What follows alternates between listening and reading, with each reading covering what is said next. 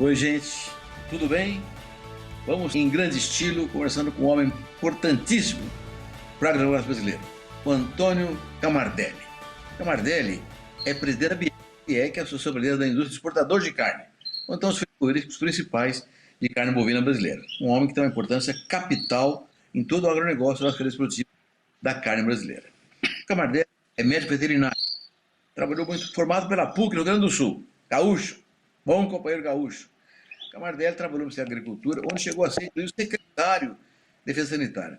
Tive o prazer de trabalhar com Camardelli, um homem que conhece profundamente o assunto que lida. E hoje, foi trabalhar também em várias entidades de classe ligadas ao agronegócio de carne, preside a BIEC. Um grande papel que ele tem pela frente. Você tá bom, Camardelli? Tudo tranquilo, graças a Deus. Eu que tive o privilégio de trabalhar com o senhor, não foi o senhor que teve o privilégio de trabalhar comigo. Não, aí, ó, Fica tudo mais fácil. Camardelli, uma mão lava a outra e as duas lavam a cara. Assim que é a vida da gente. Mas bem-vindo.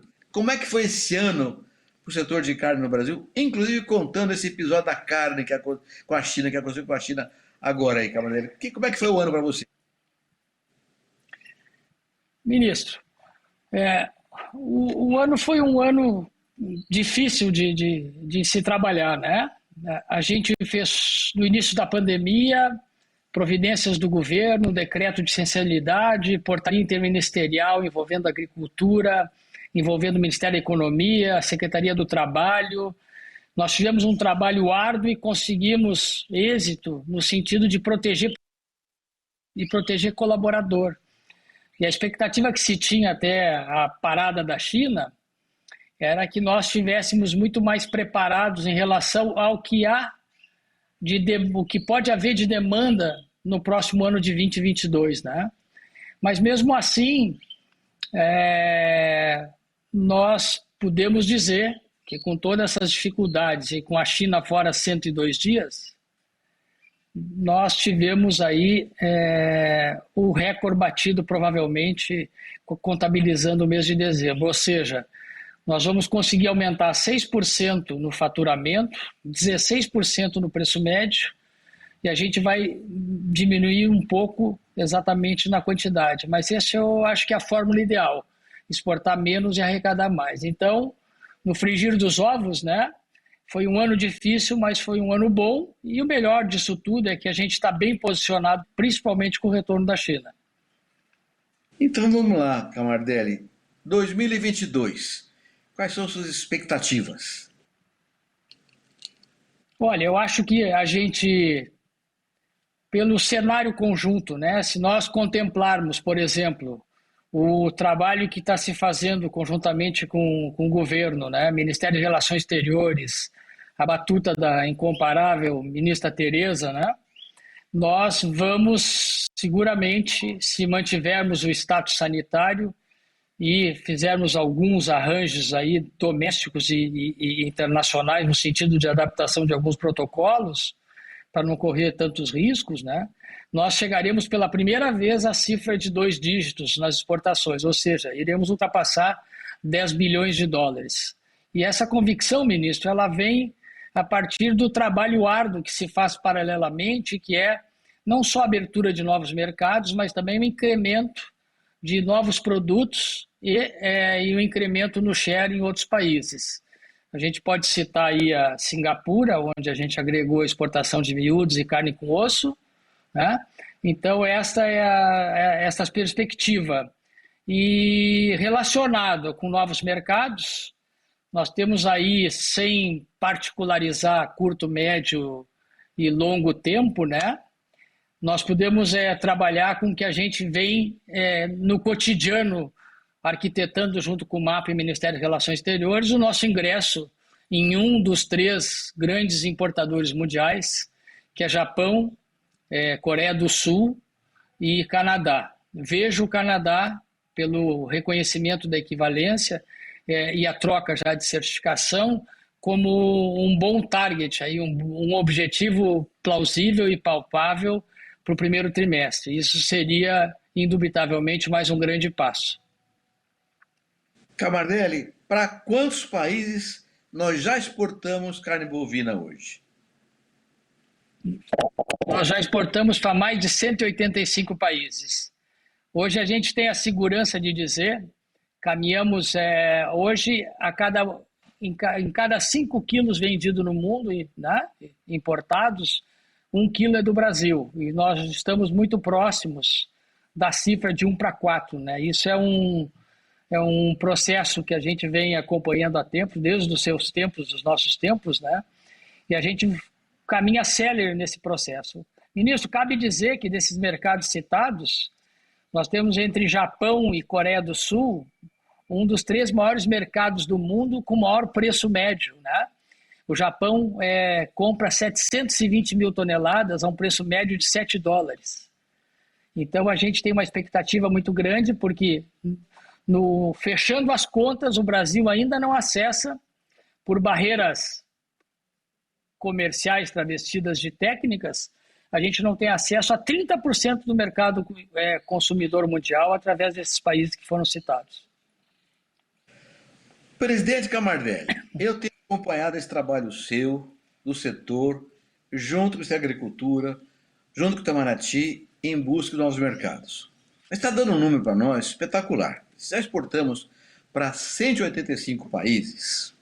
Isso significa que a carne produzida aqui no Brasil é apreciada lá fora.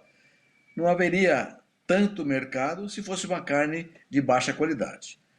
Então, como é que se explica, Camardelli, essa imagem negativa que é construída em cima do Brasil? Que a carne é produzida no desmatamento da Amazônia. Como é que a gente pode mostrar que se exportamos para 185 países é porque o mundo gosta da carne brasileira? Como é que se explica essa questão de caráter imagem versus realidade, Camardelli? Um pouco, ministro, pela nossa própria competitividade, né? O Brasil vem gradativamente alcançando mercados e aonde existem as oportunidades da gente estar presente, a gente sempre tem o apelo e a demanda do consumidor. Então, nós eternamente seremos vitrine, né? Em relação a esse aspecto, o que a gente percebe também, dando um encaixe um pouco mais técnico na sua pergunta, depois eu finalizo, a gente pode dizer que foi uma reação atípica para um caso atípico. E aí a gente pode detectar uma fragilidade. Se nós levarmos isso para o histórico, né, de encaixe internacional, a gente tem, através da OMC, a possibilidade de contenciosos. Eu acho que a OIE, ao qual todos esses países são signatários, ela tem que revisar um pouco da sua percepção e ela teria que funcionar como um contingente sanitário, né? Uma vez que todos os nossos problemas que surgem no caminho é por falta de reação daqueles que são signatários e teriam que obedecer o Código de Animais Terrestres. Porque, como o senhor disse, 185 países. Nós exportamos mais de 100 mil toneladas de carne para a Europa e nós tivemos 2 detecções por problema de rotulagem no quadro de alerta vermelho. Na China, nós mandamos 600 mil animais desossados por mês e a contemplação negativa que se teve foi um reparo atípico a um caso atípico. E nesse sentido, eu acho que a gente tem que... O Ministério já fez uma visita esse mês ainda, pelo que a gente sabe, né? A OIE, para revisar esse posicionamento. Na parte no que concerne essa propaganda negativa, né? Eu acho que a gente tem 2 enfoques. O primeiro, com o resultado da COP26, a gente precisa, a partir de agora, provar e materializar o que se prometeu, né? E o outro detalhe, ministro, que eu acho muito importante e aproveitar a audiência do seu programa, é que nós estamos nos encaminhando em vários itens para minimizar esses problemas num país continental. Se a gente analisar pelo lado do aspecto de produção, nós chegamos já a 80% dos animais abatidos até 30 meses. Né? Isso significa que a gente vai célere a redução da idade de abate e, com isso, por ser uma cadeia longa, nós diminuímos a permanência do animal no campo, né? Mas eu acho que tem uma fragilidade, ministro, que pouca gente se dá conta. A nossa tarefa é hercúlea. Hoje, quando um associado, a BIEC hoje responde por 98% das exportações e concentra, no bom sentido, 73% do abate. Mas hoje é impossível a gente adquirir um animal se não tiver consulta a trabalho escravo, invasão de terra indígena, etc, etc. Mas o problema é o seguinte, se a gente tem um abate de 42 milhões de cabeça e 22 milhões de cabeça, em números redondos, são contempladas por trabalho da Inspeção Federal, e se eu rejeito esse boi não morre de velho em lugar nenhum. Então, a nossa fragilidade é a total ausência de controle sobre esse boi rejeitado, que eu estou tentando regularizar, que é abatido em frigoríficos, né, de inspeção municipal e de inspeção estadual, que não tem esse viés de obrigatoriedade que eu tenho, mas a imagem vai ser sempre a mesma. Então, essa fragilidade interna, né, a gente está buscando uma resolução através de trabalhos com a Procuradoria-Geral da República, algumas tentativas bem-sucedidas de projetos individuais, como, por exemplo, o que está se iniciando em Rondônia, mas, de fato, esse é um grande problema para nós. O resto, nós vamos passar exatamente a trabalhar no sentido de todos os compromissos assumidos dentro dos padrões de legalidade estabelecidos internamente, né? Poder cumprir com essas regras e caminhar CELI para um problema tranquilo, porque falando de segurança alimentar, nós estamos com nota 9,5, 9,8, perto de 10. Em relação a esse problema de imagem, eu acho que muita coisa, nós temos problemas, temos sim, mas acredito que a grande parte desses problemas são oriundos, né, de manchetes sensacionalistas e às vezes mal interpretadas ou mal colocadas. Veja bem esse último exemplo aí americano, né? Esse grupo citado, ele não contempla na Europa aquisições de produtos nossos. No entanto, ele fez essa conversão aí, né? Esse gambito de dama e anunciou algumas dificuldades, etc, etc. Então, eu vejo o cenário como esse, né? Vamos prometer o que a gente cumpriu e assumiu e vamos tratar de dar uma adequada nesse controle aí de metade do abate aqui no Brasil. Ou seja, o que está dizendo basicamente, Camardelli, é separar o joio do trigo. O que é bem feito e vamos portar com competência e categoria. O que não é bem feito não é comigo. Vai se haver com a justiça com quem tem direito de cuidar desse assunto aí. É basicamente isso, separar o joio do trigo, não é? Exato, eu acho que essa é a colocação. Arregaçar as mãos, as promessas estão feitas, a gente tem espaço para trabalhar, né? Tem muito espaço, eu digo, para esse círculo de vendas internacional é muito dinâmico. Então, estou lhe dando em primeira mão que, pela primeira vez, um trabalho que começou conosco lá atrás, né? Passou pelo ministro Blairo, pela ministra Tereza, mas hoje nós, em novembro, já cumprimos a cota que aonde nós somos enquadrados em relação às exportações dos Estados Unidos. Mas por que isso? Porque os Estados Unidos têm um acordo extremamente mais benéfico, digamos assim, independente das gestões presidenciais ou articulações de embaixada, né? Eles têm hoje mais de 1.000 estabelecimentos habilitados para a China.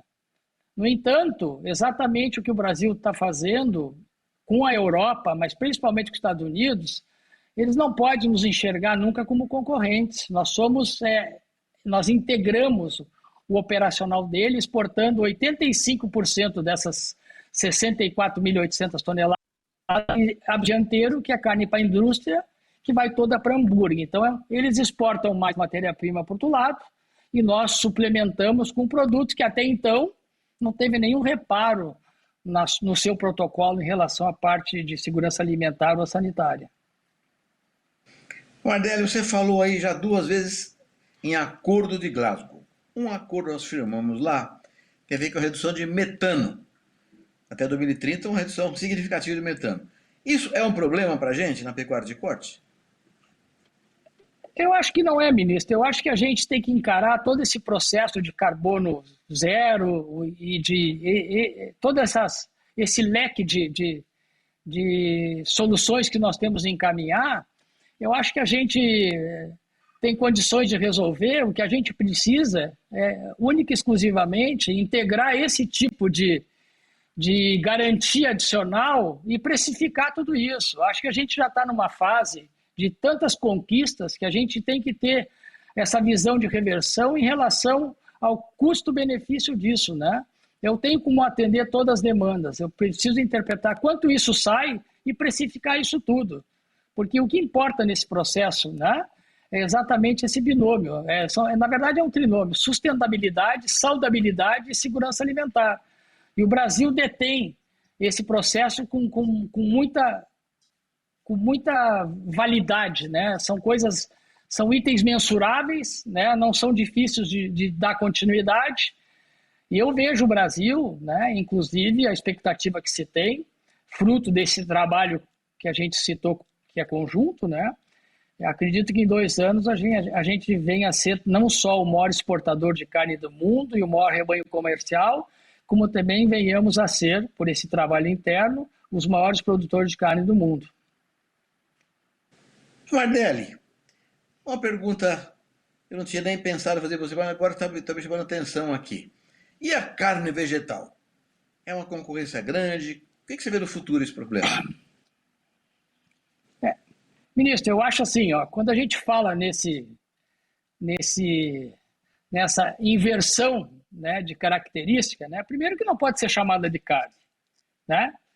Esse é o primeiro tópico, né?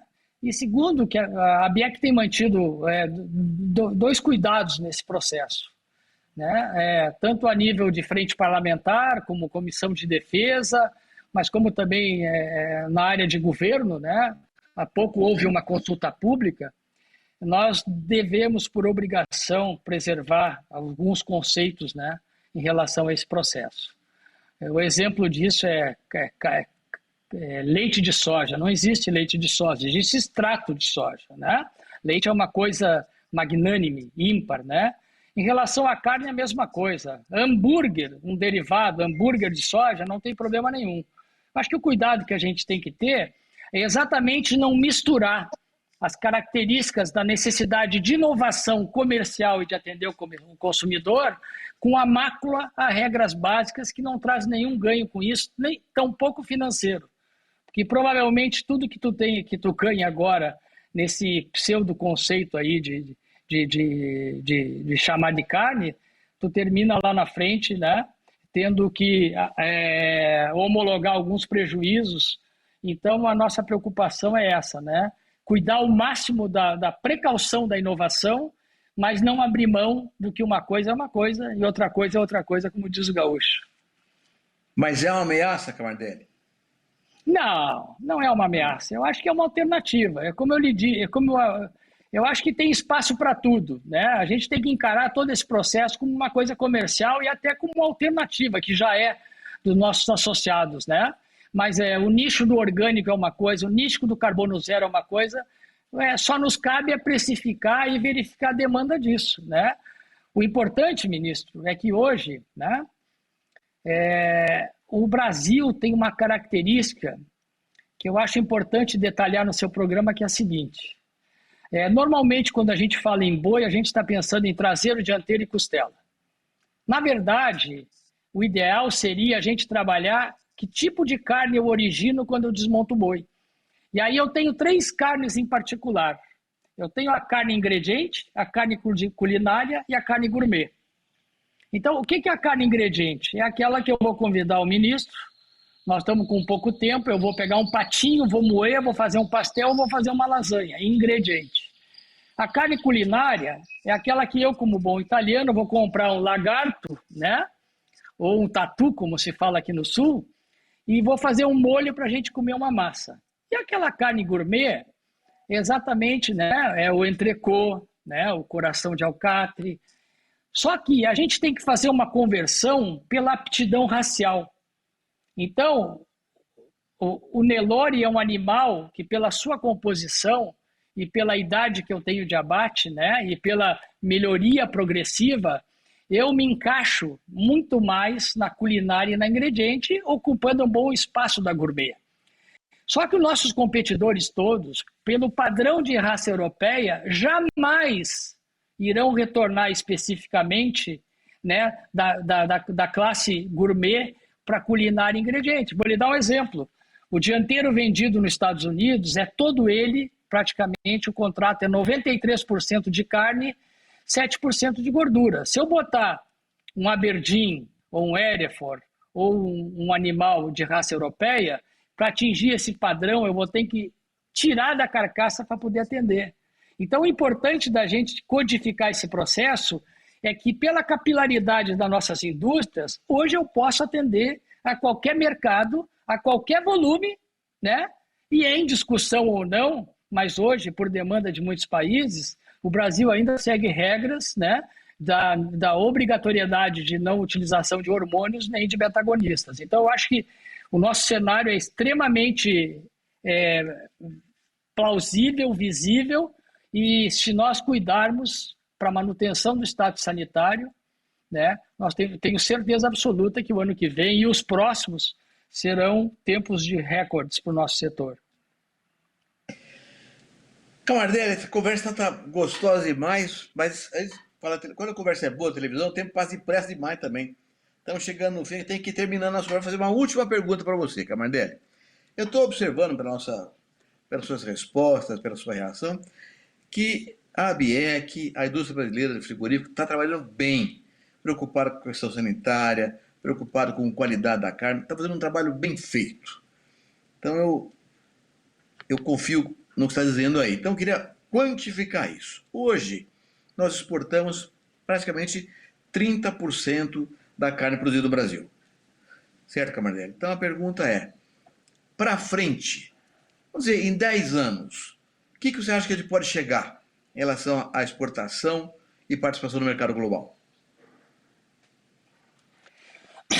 Ministro, primeiro é um privilégio, né? Ter trabalhado com o Pratini, com o senhor, com a ministra Tereza, para mim poucos têm o meu currículo e as oportunidades que eu tive, né? Agradeço a Deus e hoje estar fazendo uma entrevista para o senhor é um presente de Natal.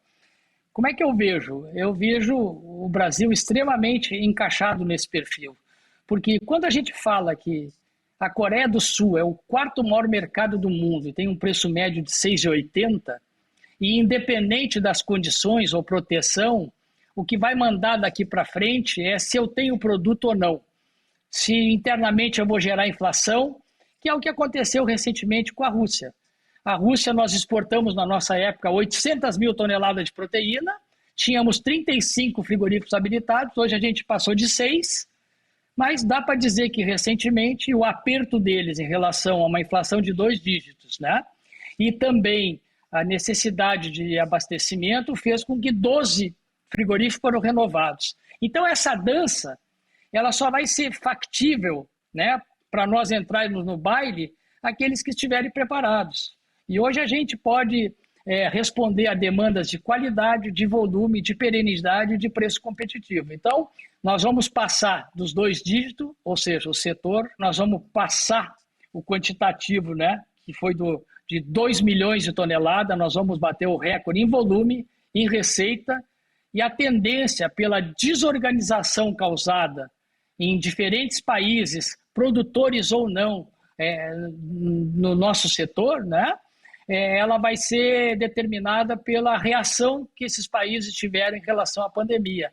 E isso garante que mesmo aqueles que até então autossuficientes, ou vão necessitar dessa demanda para suprir mercado interno, ou vai acontecer o fenômeno que está acontecendo com os Estados Unidos, com o Uruguai e com a Argentina. Nós somos tradicionais exportadores de carne para o Uruguai, porque como eles têm mercados também precificados com soberania, o nosso produto está servindo para abasto interno, como se diz aqui normalmente na China. Então, é um cenário extremamente bom, né, factível, desde que nós tenhamos o cuidado de manter aquilo que a gente é mais necessário para nós, que é o status sanitário. O resto nós vamos puxar da cola e dar de relho neles. Camardelli, muito obrigado. Parabéns pelo trabalho, sempre na torcida pela carne brasileira avançando cada vez mais. Grande abraço, Camardelli, muito obrigado. Grande abraço, saúde, sucesso, é um prazer. Amém, amém. Olha, gente, como foi bom ouvir o Camardelli aqui. É uma pecuária competitiva, sustentável e eficiente. Vamos em frente, meus amigos, que atrás vem gente. Grande abraço.